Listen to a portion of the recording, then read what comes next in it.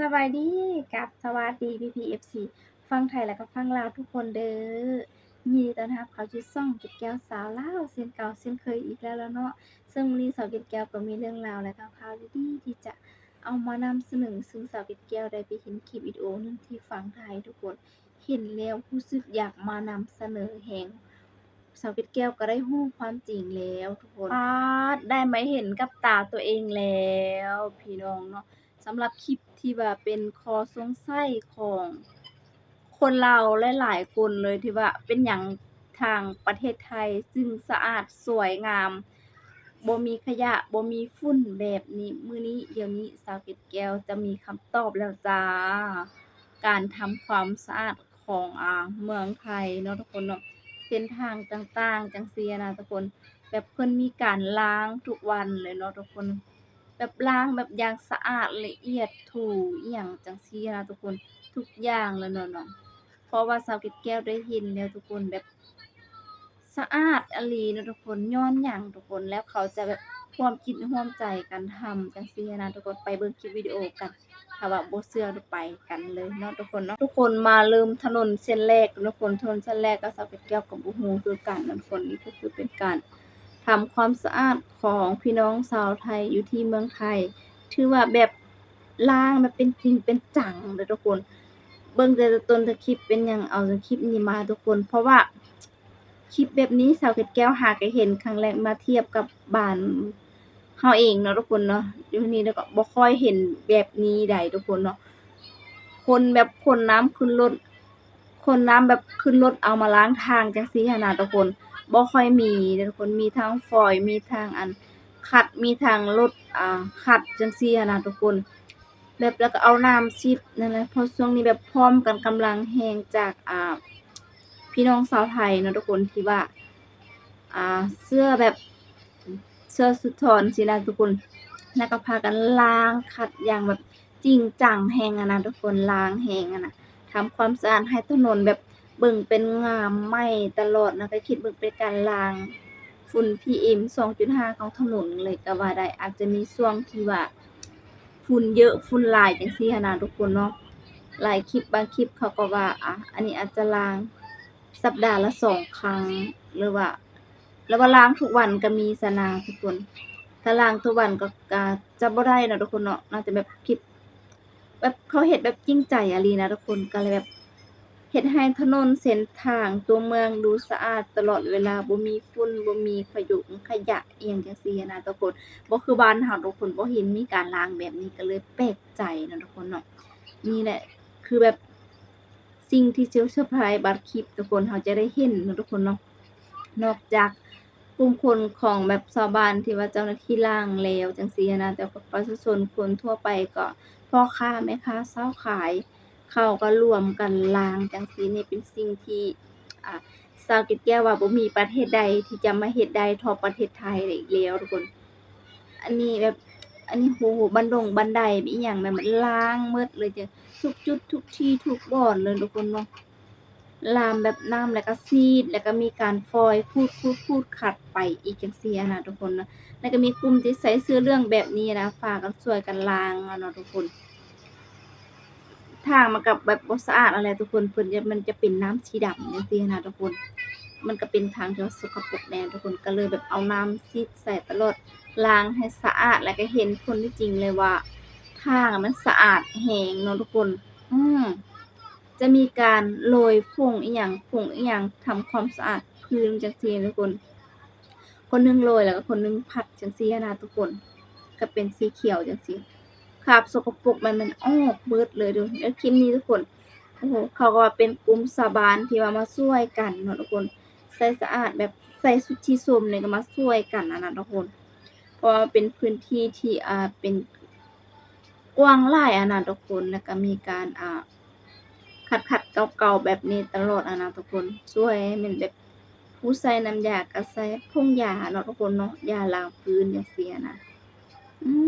มก็ว่าอยู่เนาะทุกคนเป็นหยังทางบ้านเพิ่นจึงงามจึงสวยสะอาดแบบนี้เนาะทุกคนเนาะอันหยังก็ตามแต่มันจะสวยงามตลอดเนาะทุกคนเนาะถนนก็มีการกวาดรวมกันแล้วก็ตัก ส่กระสอบจังซี่นะขี้เหงื่อจังซี่นะทุกคนเนาะแบบฝุ่นละอองอิหยังหั้นน่ะทุกคน แล้วก็กวาดแล้วใส่ฝุ่นแล้วก็สิมีการเอารถมาฉีดน้ำตื้มบัดหนึ่งกับพี่น้องชาวไทยนะทุกคนใส่ชุดธรรมดาก็มีแบบช่วยกันร่วมแรงร่วมใจกันขัดถูเก่าขัดถนนเส้นทางของบ้านของเมืองให้มันสวยงามจังซี้นะทุกคนเอาแบบอย่างจริงอย่างจังทุกคนเนาะป๊ามีหน่วยงานรัฐแหน่เอกชนแหน่ทุกคนสิช่วยกันไปแป๊บเดียวก็เสร็จนะทุกคนได้อุปกรณ์กันมาขัดมาถูมาเก่า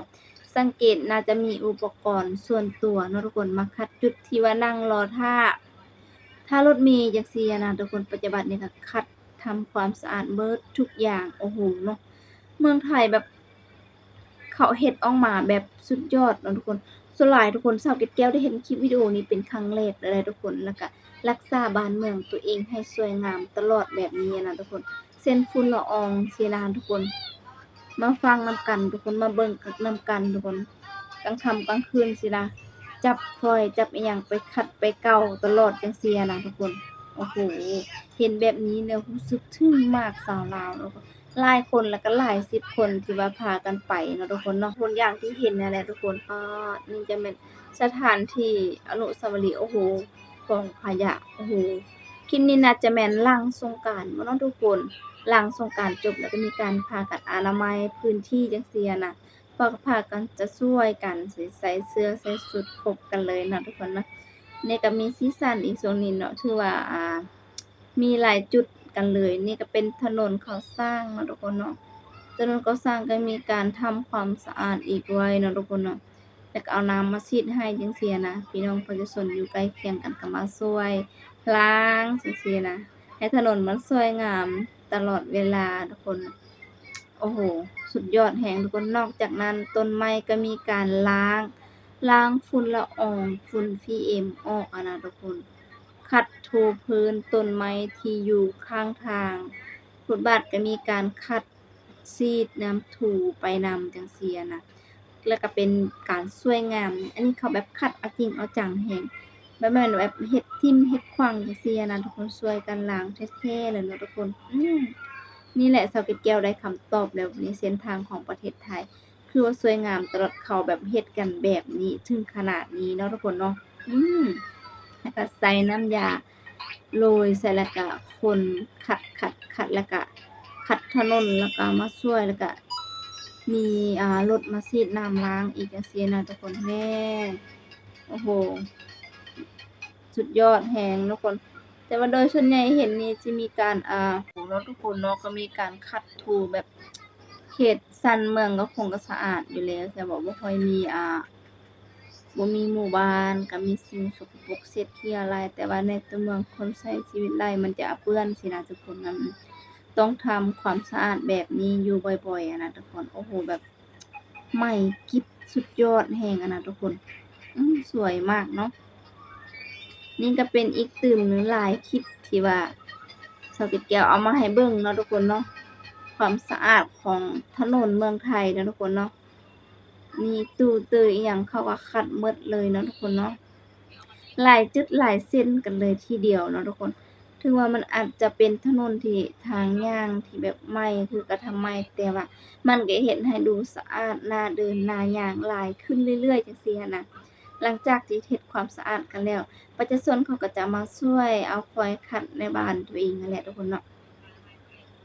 มาขัดมาถูมาเกาแล้วก็เทศบาลเขาก็เอารถมาฉีดแบบระบายน้ำเนาะทุกคนล้างให้มันสะอาดบ่ให้มีคราบเปื้อนมีคราบสกปรกจังซี้นะทุกคนโอ้โฮบ่ค่อยมีทุกคนอยู่บนอื่นอยู่ต่างประเทศก็บ่ค่อยเห็นนะทุกคนส่วนหลายเขาก็ใช้รถ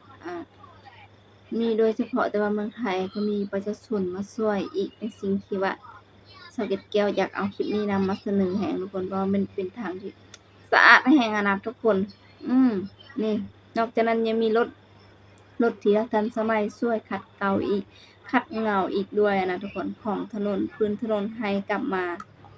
ชีวิตชีวาสวยงามคือเก่าเป็นจังไดกันแน่ทุกคนหลังจากว่าได้เห็นแล้วเนาะ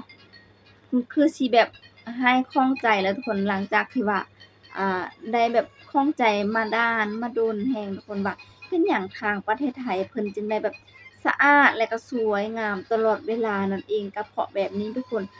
สัปดาห์หนึ่ง2ครั้งหรือว่าครั้งหนึ่ง2ครั้ง2สัปดาห์ครั้งหนึ่งซี้น่ะเพิ่นก็มีการจัดล้างถนนตลอดเวลาเนาะทุกคนเนาะแต่ว่าที่บ้านสาวเกร็ดแก้วเนี่ยบ่ค่อยเห็นแบบนี้เด้อทุกคนเนาะแท้ได้เว้าความจริงเลยเนาะทุกคนสำหรับเมืองไทยเนี่ยโอ้โฮสุดยอดเลยทุกคนเป็นครั้งแรกอีกด้วยที่สาวเกร็ดแก้วเห็นคลิปวิดีโอแบบนี้จังซี้นะทุกคนแล้วชาวบ้านก็พากันร่วมแบบสามัคคีกันช่วยอีกด้วยจังซี้นะทุกคน สาวเกร็ดแก้วก็ได้ข้องใจแล้วทุกคนว่าแบบนี้แหละถนนบ้านเพิ่นจึงสวยจึงงามตลอดเวลาดูเงางามไปตลอดอะนะทุกคนเอาล่ะเนาะคลิปวิดีโอนี้เนาะสาวเกร็ดแก้วจะได้ขอตัวลาไปก่อนจบคลิปวิดีโอเพียงเท่านี้ฝากพี่ๆ FC ทุกคนกดไลค์กดแชร์กดติดตามเพื่อเป็นกำลังใจให้กับสาวเกร็ดแก้วด้วยสำหรับคลิปนี้ทุกคนขอบใจ